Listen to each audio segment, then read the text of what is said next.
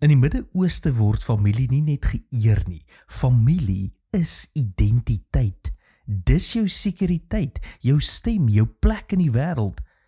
En toe kom daar 'n timmerman van Nasaret en sê jy moet hulle haat.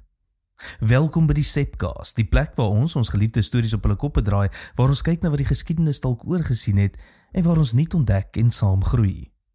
Wat? Ja, dit is wat hy gesê het.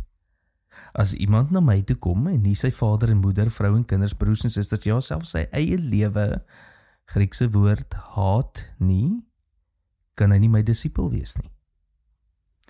En jy sou kon sweer, Jesus het 'n public relations fout begaan. 'n Slegte vertaling, iets wat hy sou regmaak met 'n vinnige, nee, maar ek het dit nou nie so bedoel nie.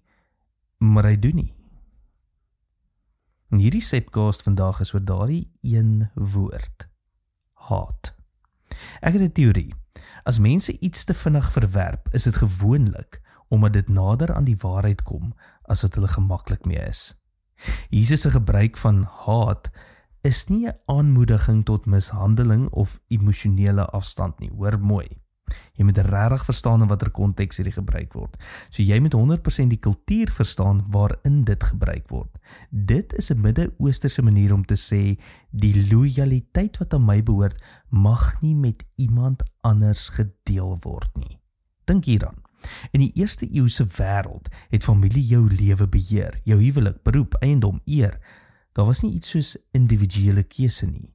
En toe sê Jesus, jy het net my toestemming nodig om my te volg.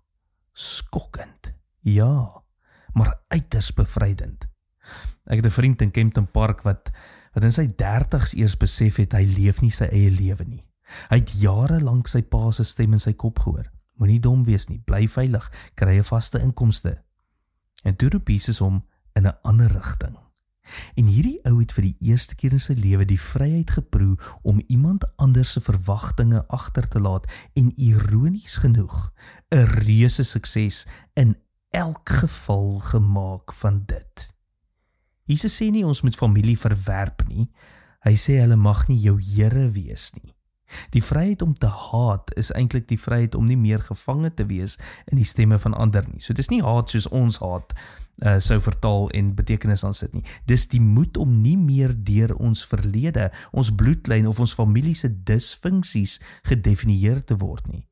En wanneer jy besef, ek is nie my pa nie, ek is nie my ma nie, ek het hulle lief, ja, maar hulle is nie my Here nie. En weet jy wat?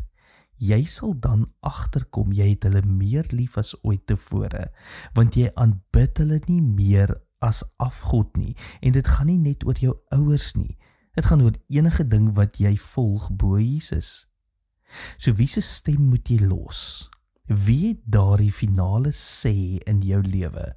Wie moet jy, in Jesus se woorde, in 'n spesifieke konteks, haat, sodat jy regtig kan lief hê? Tot môre, mooi loop.